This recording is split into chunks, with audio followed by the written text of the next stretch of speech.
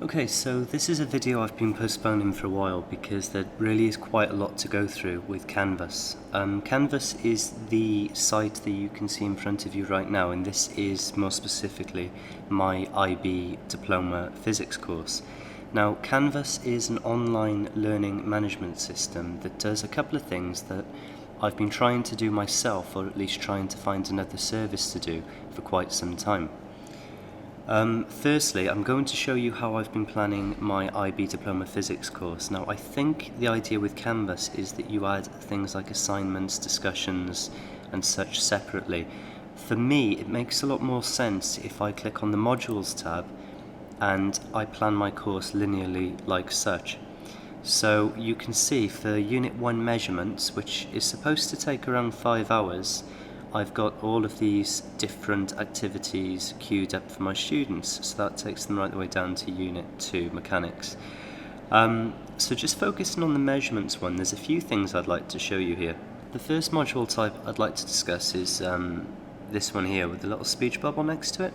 Now, this is a discussion topic where I'm able to ask questions that are normally based around the theory of knowledge ideas that students are supposed to really to dive into. Now, if there's no time in lessons, then these can just hang within the linear track for students to answer as and when there's time in the unit. Any really good answers or even really good questions can then be brought up in class at a later time. Another type of topic that we can have on this track is the assessment topic. Now, mine don't do an assessment until they've got the density of plasticine lab. Now, this is an assessment page, so if I click to open this, we've got all of the information on density of plasticine, and also I've got a rubric. Now, I'm only going to test them the first time around on analysis, so I've created this rubric so that I can put their grades directly into Canvas. Now, I will have to put those into ManageBack at a later time,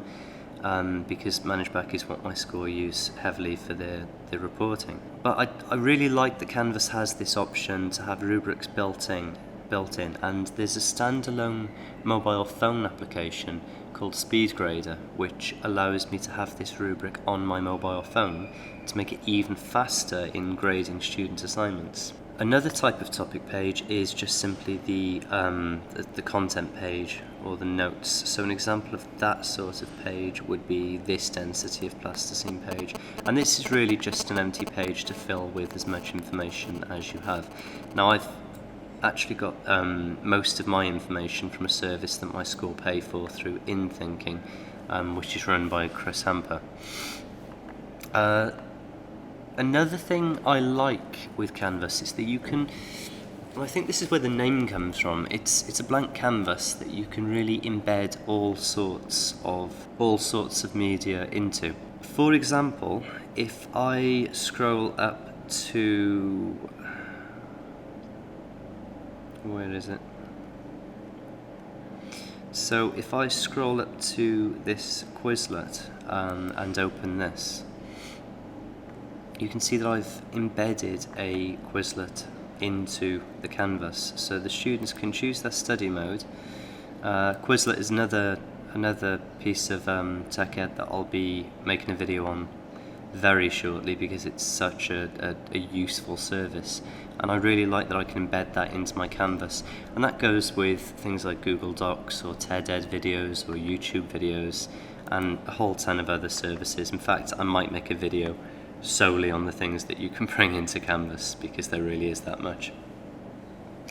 Now, going back to modules, I want to talk to you about the way that quizzes are made a little bit more. So towards the end of my module, you can see that I've got an end of Unit 1 quiz, and it's worth 15 points. Now, each question I'm always, at the moment, awarding 1 point for each completed question. So this tells me there are 15 questions in this quiz.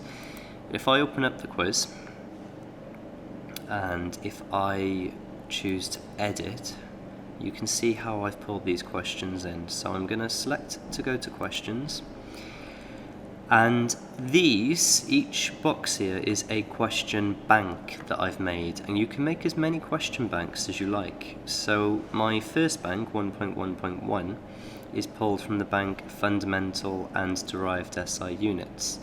My second bank is Scientific Notation and Metric Multipliers, Significant Figures, and by now this should be ringing some bells. These are actually the learning objectives in the IBDP physics syllabus, and there's a very good reason that I've chosen to have a bank for each learning objective, and I'll show you that in just a second. But basically I can make as many quizzes as I like, and I can tell each quiz to choose 2 questions at random, or more or less, from a particular question bank.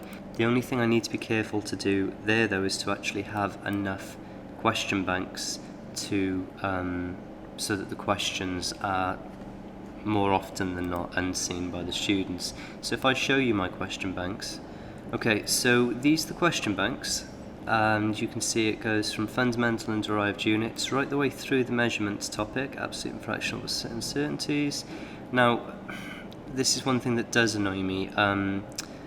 The value 10 is brought straight after the value 1 just because it looks at the next number, which is a 0, so it places it through. So we've actually got topic 10 and topic 11, 12 before we've got 2. Then we go into the mechanics, so 2.11, distance and displacement, right the way through mechanics. Into topic 3, gas graph, specific latent heat, and the rest of thermodynamics. Into topic 4, we've got waves. So I've spent quite a considerable amount of time making a question bank for every learning objective for my students, and I've spent more time again trying to make sure these question banks are filled with as many questions as I can find. Now, this is still a work in progress. As you can see, 35 here, 23 here, only 2 insignificant figures. Now, it shouldn't be too difficult for me in the next couple of days to come up with many more questions on significant figures. Now, the reason I've done this is because when I select grades, Canvas will actually show me a learning mastery table, which is formed of, and I'll blur these out, but these are the 4 students that I'm teaching diploma physics to this year. And here you can see that they've done a quiz that randomly generated 3 questions from each of the first 5 learning objectives. Now, this was actually a pre-quiz, meaning it was a quiz I gave them before I actually taught them anything, just to see where they were at. And I can see that the majority of learning objectives for the majority of students is actually well below mastery. So it's time to teach them that. But I can see immediately for fundamental and derived units, this student here is actually near mastery. So it's worth me bearing in mind that when I'm going through this part of the unit, I could possibly rely on her to explain something to the other 3 students. And the same goes for the 4th learning objective with my final student here. This one is just a test student. So my 4th student is actually near mastery for orders of magnitude. So when we're covering that, it's worth me bearing in mind that this student is near mastery on orders of magnitude.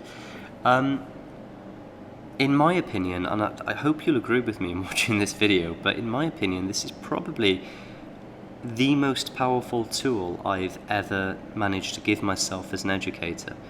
And the limitations for this seem at the moment boundless. I'm very excited to use this across the year. I'm excited for my students to take more and more randomly generated quizzes, and I'm excited to see live feedback on how many of these red well below mastery sections I can actually get into green or even meets or exceeds mastery. And then towards the end of the year, for revision purposes, I can see the exact learning objectives with the exact students that I need to work on. So that's Canvas, and that's why I'm addicted to using it. I'm spending countless hours building question banks and building randomly generated quizzes, and I hope I've inspired some people to do the same.